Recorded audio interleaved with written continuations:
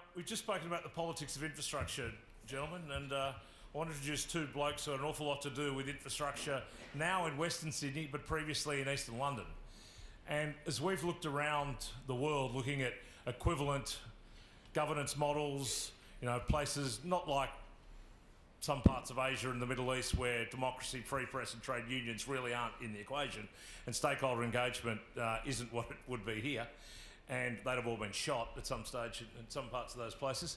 We're looking at constituencies that have a similar rule of law as us. And if you look at East London, and we'll go through a moment some of the background, for the past 40 years they've been doing what we've been doing for the past 5 years. And yet with all that 40 years, they still haven't opened the Crossrail. That's still coming, so it's forever. So what we want to do, we mentioned that we'll be later next year on your tables, taking our first ever study tour to East London from Western Sydney, a cohort of leaders in Western Sydney. So in order to do that, we thought today it's good to have a little reflection of what's happened in Western Sydney, also what's happened in East London, of which we can learn, maybe which we can even teach to go along the way. What is largely a brownfields exercise, everything east of the Tower Bridge in East London, and Tim Williams told me the Thames has actually never been that colour, so we've obviously trying to boost a bit of optimism, bias in the colour of the water. If it had been that colour, I might not have left, Chris. For Tim, though, East London was a step up from Wales, so it's all a progression. There is, that's his own words, trust me. There is a great opportunity to say to some of the people, we've established a bit of a panel of advisors. In addition to Tim and John, I'll introduce also Sarah Hill, the head of the Greater Sydney Commission, who was heavily involved with Hackney Council and the councils in London that walked towards the Olympics. Barney Glover from Western City Uni, involved in the other universities, and people who've been able to give us some advice along the journey along the way as we structure something that we think will be attractive. So let me first introduce these guys. Both more famous now for what they did past and now rewriting the rules locally. But John Burton, formerly with the Federal Airports Corporation here in Sydney Airport, but then made his name in London with Westfield, developing, as Westfield taught the Poms about shopping malls. Didn't exist before. High street shopping, yes, but firstly Westfield, Shepherd's Bush, Westfield London, and then particularly Stratford, now the Olympic Park, a shopping centre that underpins an Olympic Park. Paul Walker still wants to do that at Olympic Park in Sydney, but they've already done it in London. John's now head of urban regeneration in Sydney with Lendlease, another company which had a significant role in the development of the East London process as well. Tim Williams is recently retired as the head of the Committee for Sydney, the dishevelled genius, as I referred to him early in his career here, but formerly an advisor to the UK government on particularly some of the social policy metrics of East London, as well as its infrastructure, and eventually the CEO of the Thames Gateway, which largely was the government entity that led a lot of the development of that region. I can see you down here, it's on stage. We might roll the tape just to give people indication of those who aren't. I like this comparison. We see a lot of comparisons between the region and why we're looking at it. If you look at largely that strip along the west to east that is East London, it was originally, it's about a 35-40 kilometre east-west stretch. But you think of the locals here. You get in central London, you're in Trafalgar Square, hop in the Uber, the tram. I'm getting all the way out to Olympic Park, the new Stratford. This massive, big development way out in East London. You've gone a good 11 kilometres. But if you keep going, it's another 32 kilometres till you hit the M25, the rest of East London. Now think of that in Australian context. Charles Moore will know this well. If you start here, and if you leave today in the cab here going towards Olympic Park in Sydney, 15 kilometres, all those rugger buggers. Christ, Western Sydney, and went all the way to Olympic Park to watch the Wallabies lose again. All the way to Olympic Park, 15 kilometres. 40 more, you'll hit Penrith. So the understanding that even if we look at these edifices of our Olympic parks are effectively the inner east and the inner west, and we have to consider that length, and that's what London's been through. What we consider, obviously, our Western Sydney spread, we have a generous view of Western Sydney, but if you go to any of those four spots we identify towards the fringe, not Katoomba, just Windsor, Penrith, Badgerys Creek and Campbelltown, that's a 50 kilometre plus stretch from here, from today. So we don't only go along the single axis of the Thames, we're going in three directions. So it's a massive region to consider and to grow as we build new cities. The bit that's a bit different is that East London is largely a brownfields development. It's almost all retrofit. It's probably mostly driven by, and Tim will talk to this later as well, about the social convergence, how we address disadvantage. I think that's an element of Western Sydney's journey, but it's pretty much more about growth, how we manage, how Western Sydney becomes the solution for Sydney, not its problem. And maybe we'll aside a little bit of the convergence issues, and we're personally going to talk back toward that. So there's the that's sort of setting a tone. Before I throw to Tim to talk about some of the social stuff, let me just start with John. John, you're uniquely placed from the private sector perspective. Almost the very socialist approach in East London. Westfield, Rasta and Lendlease to build schools, to build things, not just to build the shopping centres, the apartment blocks that was ultimately the shareholders' drive. What did you learn out of that, a new approach to city making, a partnership in city making, that you bring now back for a Lendlease, even equivalence, and Westfield's still pretty keen as well, but a Lendlease equivalence for Western Sydney? If I look back, the things that I see is probably the first thing is you've got to recognise the opportunity. When I started out in Stratford and we'd got hold of the land out there at about 170 or 180 acres, everyone thought that the idea of building a shopping centre and then building homes and building offices was quite frankly mad, because the whole area had a history of poor trading. No one made money. No one wanted to invest there. No one wanted to come there. And we saw it differently. We saw it from the perspective of it was well connected. Most of the big transport infrastructure had actually been already put in place. But what we did see, and this was probably the more interesting one, we saw this huge divergence between West London and East London, right? And we saw an incredible age difference between people living in the West and living in the East. Sorry? Older West. Older West, younger East. And there's partly a historical reason there, because the reason people lived in West London for 500, 600 years was the wind always blows from the west. Yep. And guess what? In the east, that's where they put the abattoirs, they put the tanneries, they put everything. Everything that smelt was in the east, because the wind never blew from the east and the people in the west never got it. But it meant that the poor people who were in those industries lived there. So you had to go through this long period where a lot of those industries became redundant, and you actually ended up with the brownfield opportunity. The question was, why were the young people moving east? They were going there because they saw the education opportunities, they saw the connectivity, the housing was markedly different in price, and they believed in a new opportunity. What they weren't getting was people investing in it. And East London had done as Western Sydney's traditionally done, also taken the migrants. It's not only the internal distribution, but the new residents of London had traditionally moved East End, East London as well. Absolutely true. But the other thing that you had, and if anyone does come along next year to your tour, they'll probably get to meet a guy called Sir Robin Wales, who's worth, and Tim will probably talk about him. But Robin's passion about the conversion, the regeneration of East London was more based around social convergence. The statistics for the people living around those boroughs of you can see them there, Newham and Barking and Dagenham and so on. They had the highest levels of deprivation in all of the UK. And what the Mayor of Newham wanted, Sir Robin Wales, was to get convergence between London, right, in terms of health. Some of the statistics in Newham 15, 20 years ago were appalling. What he wanted was opportunity in terms of jobs. He wanted convergence in terms of pensions, he wanted convergence in terms of housing standards. So that's actually occurred. But you have to understand what creating opportunities done for those people to change their lifestyles and generally their health and well-being in such a dramatic fashion in such a short time. Tim, Sir Robin Wales, there's hope for Labour guys with a knighthood. It never came anywhere near me, I could say. So we've got to draw the line somewhere. And Tom Jones got it. There's one Welshman gets a knighthood. That's it. The convergence that John just spoke about. We took all the similarities between Western Sydney and East London. Yeah.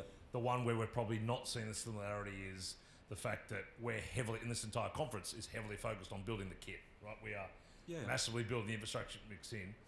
Do we need to also not lose focus on what drove East London a little more about the convergence? There's a great long news about what's Yep. getting better from west to east? So now that you've stopped being offensive towards me, I think I might answer that question. I used to be chief executive of these 10 councils had an organisation called the Thames Gateway Partnership, which is the East London collaboration machine, right? And so what came out of that were a bunch of infrastructure projects beyond Canary Wharf. So Canary Wharf had come and sort of was doing its thing, but nothing else was happening. So this is 97, 98. So we put together a programme and lobbied for it and got the Channel Tunnel rail link, got the Crossrail, got the Olympics. And these are big infrastructure plays. What they did, Chris, which I think is critical here, is they didn't just reduce the physical space from an physical distance from an investment perspective. They reduced the psychological space so that business people could get on a train and know they arrive in 7 minutes in a part of London they never thought of investing in before, right? So the big infrastructure thing. So I was working on the Olympic site there in 2001, trying to promote that brownfield site, and then I ended up working for. It literally is brown too. It is. I ended up working for Lendlease on the Olympic Athletes Village. It should be understood that Australians actually did build East London, the new East London. Lendlease, the Olympics. John did a brilliant job in Westfield and Stratford. And by the way, the reason why it was brilliant was not just because he was building stuff, but because they were leveraging that for local jobs, and he was at the heart of efforts to get as many local people as possible trained up for the jobs that were coming, 4,000 walkable jobs in retail, And I think it's critical to understand the role that business can play in that transformation, and we'll come back to it. But it was also a play not just about infrastructure, but leveraging infrastructure, right? So exploiting infrastructure for people development, because when you saw that map of East London, right, for every underground station that you went east from Tower Bridge, you lost a year of your life in terms of life expectancy.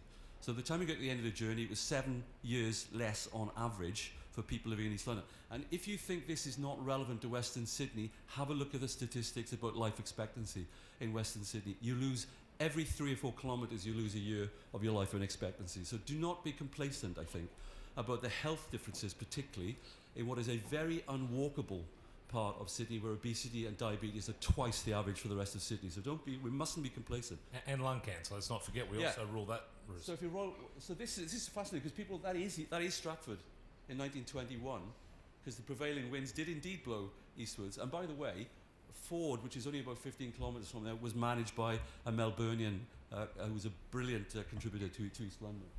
And that's what it became. It's becoming slightly more East European than I remembered, actually. But essentially, a massive transformation. Infrastructure, yes, but I want to go to the convergence thing, then we'll have a chat, right? We might, Faith, you've got some, here we go. Right, so the 10 local authorities, and by the way, Robin... Explain convergence for us. I will. So the idea of convergence, which is a people development thing, right? So we wanted structural shift in East London. No more just giving grant, no more just giving welfare money, particularly. We wanted to change the economic performance of East London. And to do that, we wanted to improve the place and connectivity and give the people more skills and opportunity. But we did that through targeting what we thought were the key transformational needs.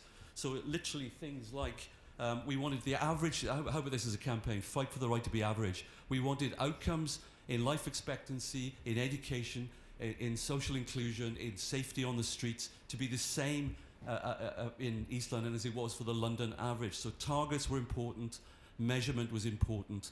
And by the way, we're beginning to deliver on these targets, and the local authorities played a crucial role in saying to government, it isn't just about infrastructure capital spending. What are you going to do to change the outcomes for people on the ground? And by the way, your reference to East London, or to the need for democracy and how good it is, I have to say to you, I work for 10 local authority leaders who would be appalled at the idea that they were in any way involved in a democracy.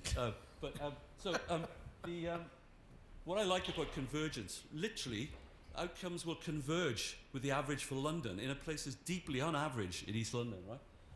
We've actually set out the indicators. We set out the indicators, sorry. And we've actually got, and this is the local authorities invented this, got the Boris, the London mayor, to agree that anything to do with his agencies and spend in East London would attempt to deliver this agenda, and the national government is delivering to this agenda. And this is the performance in 2016, which is about 7 years after it started. And the last thing about it is, I've never seen anything like this in an Australian city, to actually assess the people development performance alongside the infrastructure investment. But also we're doing well on certain things, pupil achievement. We're doing not bad on life expectancy, thank God. We're doing pretty average on median incomes. But I'm just saying, Chris, I think that what our tremendous focus on Western Sydney now needs to focus on is what outcomes do we wish to target? Absolutely. John, so if you'd have been a hard right-wing cynic, you'd say that sounds like a socialist conspiracy, the whole concept of levelling, etc. But that went from Labor governments, national governments, to Liberal to Conservative national governments as well. Yeah, I was pushing everybody up, Chris. It's not levelling. And it wouldn't have happened as a solely. It was largely a lot of government policy delivered by the private sector, private investors. You're sitting at Westfield, and Frank's a lovely guy, but he didn't, he gave my old man the first loan to start a business, but he didn't get rich by giving money away. Lendlease, the Dick Dorsett days are great, but they all have to earn a quid. How did the business sector come in behind? Were they shoved in? That's the deal. Live with it. Was it proposed? What was the culture that led to that type of convergence in a unique public-private partnership?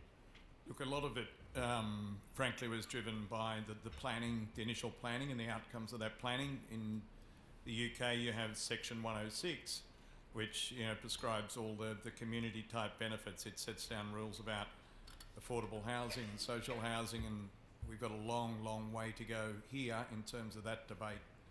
But there should be big opportunities. Is that the role of the Commission? Is that I think it's or is it councils?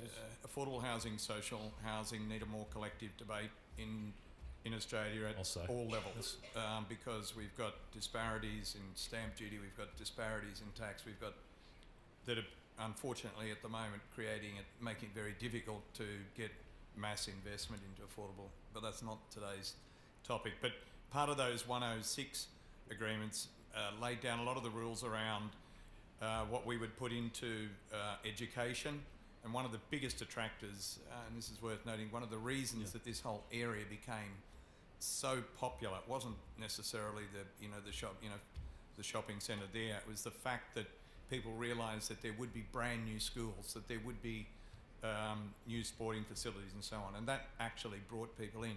But the difference was that the council, particularly Newham, who was the original planning authority, laid down, required us to put a lot of money into jobs, right? And that was probably the thing that made the biggest difference out here. Was we took a very different attitude towards jobs. We had many millions of pounds set aside for job programs, job opportunities, and what astounded me at the time was at least 3 times a day people seemed to be knocking on my door saying, I can help you, just give me £100,000, give me £500,000 and I'll develop a program to get people in work. How many people have you got into work in the last year? None. Okay, all right. How do you work with this organisation? How do we join the dots? Well, we don't talk to them. And so we took a very, very different approach to it, and pretty much off our own bat. What we said to everyone was that every retailer that was coming in there, every occupier that was coming in there, tell us what jobs you'll need in 1 year, 2 years, 3 years time, and we will devise training programs for those roles. And if we devise training programs for those roles, just make a commitment to us that you will give those people an interview, not give them a job. It was a very, very different approach. And over 95, probably 98% of all those people that we ever put up got a job. And what we did it en masse. We did it with the support of the local council. They put their own resources into it. We built specific training facilities for it. When you see that happen, you might say that Frank's not going to put his hard dollar into it. Absolutely he did, and he personally looked at it, and Stephen did, and everyone understood what we were investing there in the long term. But it was also good business. It was good business, but when you spoke to the schools, the kids understood it. They actually believed in the opportunity that was coming, right? And they actually saw the bigger. The one thing that went on, I'd say, for the young people in the area, it was very well communicated to them. So if you want to talk about engagement, actually engage with the people who see the opportunity in 5 or 10 years hence. Most of us will look back on this. If you actually want to see the leaders of next year and the year after and 10 years' time, start talking to the people who depend on the outcomes of this for jobs. It's a classic segue because I've got 2 of my tour leaders with me. So when we land, you know, zinc cream on, a Kubra hats, and the full Aussies in London. That's just me, that is. Next year. What would we think, Tim? What do we learn now? Who do we talk? Do we go and dig out the old Sir Robin Waleses and the old Boris Johnsons? Do we talk to the people now on the spot doing it, who are going to deliver the Crossrail? Where do you think the hard learning experience for us? And we got a bunch of local government and private investors and others. There's a public sector thing, there's a private sector thing, and there may be a community thing, right? So the private sector thing, by the way, one of Australia's greatest export industries nobody seems to talk about is urban services, right? So, you know, it really did take Lendlease and Westfield to build Stratford, and Lendlease has now got more projects in the UK and Europe because of this experience, right? But also the business leadership stuff. Let's just one thing on this. I heard Chris earlier on say about value capture. So 35% of the cost of Crossrail, which goes through East London to South East London, is being paid for by a value capture mechanism.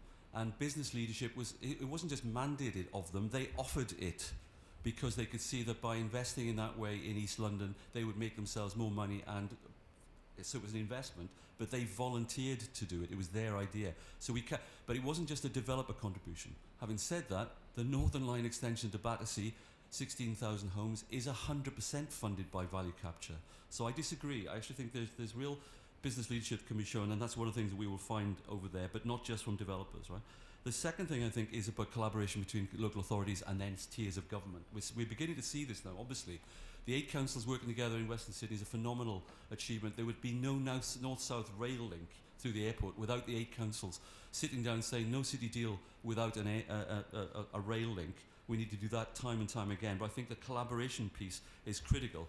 But I don't think you should get away also from the idea that there's people development stuff as well as place development stuff, and that there therefore needs to be targets and policies around the outcomes for people. He's promised us lunch at the House of Commons. Stuart Ayres reckons his partner Maurice Spain, if they're both there, they'll host the cocktails at Australia House. It's a great idea. It's fantastic. And John, Dan Labadie's got to be good for cocktails atop the Shard or something at the Lendlease. I'll have a word, don't worry. Great man. Look, just in closing, and to brazen ad on behalf, and I'm not going to close because there's a question I've got to ask. Thank you, Brett. Before we close, it's got nothing about a question, other than to say that if you want to come, there's. I think you've all been emailed, by the way. We've bombed your emails while we're talking with a response thing. Let us know if you want to come. We're curating a program, and we're going to get it back to everybody. If you want to be part of the fun, get you in a bazzer on. But one thing. The whole idea is that we want to see an interactive discussion. We're doing this, we're making this up as we go, let's be honest, with Western Sydney. We're refitting an entire central city, and we're building an entire west third city, and we're sort of making up as we go. It'll be kind of nice to stop for 5 minutes and look at people who've largely done the same thing. As Kevin says, they've laid the pipes, they've built the airports, they're still building the runway, the train line, which is kind of scary. They've been going for 40 years and Crossrail's still being built. Where do you get this stuff from? You make this stuff up. The Docklands started in Yeah, but I'm building the Docklands into my narrative. I lobbied for Crossrail in 2003. Do I look like an 80-year-old to you? I mean, come on. It's complete. The transformation started in the late 70s. So the process, I think we'll need to commit. This goes for a long time. This is not a 5-minute, 5-year gig. This goes for forever. So we think there's a chance we can pick up a trick or two along the way.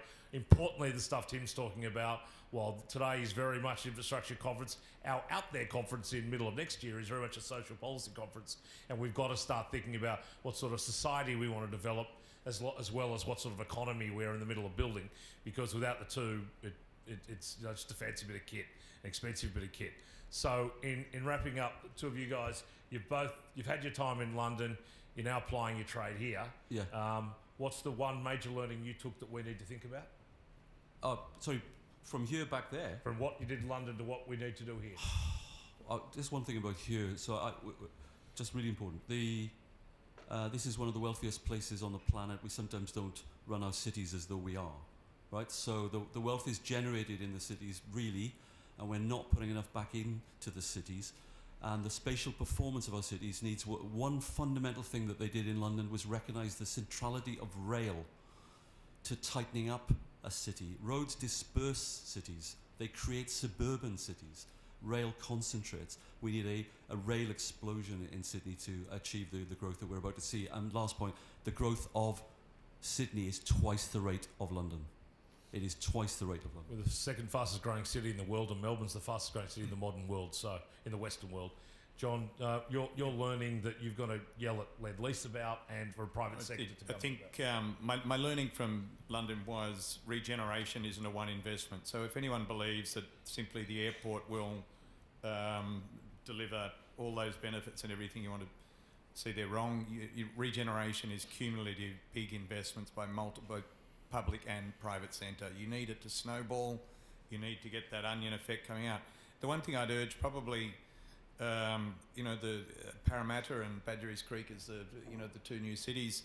Start thinking about, the cultural aspects. Right? I know the powerhouse has been a huge debate, but start thinking what you can deliver in terms around culture and entertainment. And, Boris, everyone thought he was quite nuts. Times they were probably right. But when he came up with the idea of moving out to Stratford, bringing the BBC Orchestra, Sadler's Wells Theatre, Smithsonian from Washington, V&A from London, creating that whole cultural element out there gives another leg to equality of environment, equality of opportunity. And, that's what I think, we should also start to think about in terms of, where we can distribute those cultural aspects to the West. Well, we brought the SSO here last night, so we've started. Could you please join me in thanking Tim Williams and John Burton?